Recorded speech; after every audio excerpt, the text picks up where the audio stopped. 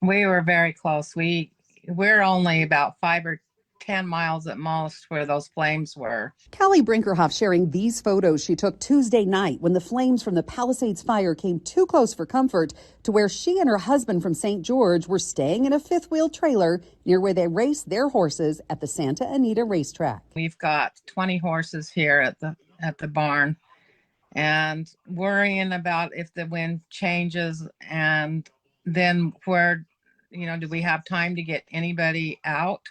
Because besides the horses, there are people that work here, that work with us, that are our grooms and everything, and they would have to get out also. So it was very, very concerning. Kelly says they feel like they escaped the worst of it, but that was after a stressful, sleepless night. During the night, the wind blew our top of our roof off, which you can see in these photos, but their team and the thousands of horses that have now been brought here from other evacuation zones, she says, are safe. Do you feel like those horses are all in a okay position for now?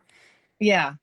Other than just the breathing that air, it's not good. It's not good for any of us. So the horses seen here at the track in recent days, Kelly says, are being well taken care of, while she's heard of others wandering through neighborhoods and many wild animals as well. Public service announcements like this being shared by celebrities like Julianne Hough and others, talking about the need to allow the animals a safe harbor. Kelly says in a fire a couple years ago, they had to open stalls in an emergency. But in this case, so far so good. Still, she says she knows that can change in an instant. They are telling us that we can evacuate. I don't know where to. Maybe they're going to open Del Mar if we have to go. Hey, little boy. This video showing the Brinkerhoff's Pride filly Where's My Ring at Santa Anita, taken in less hectic times just a couple days ago.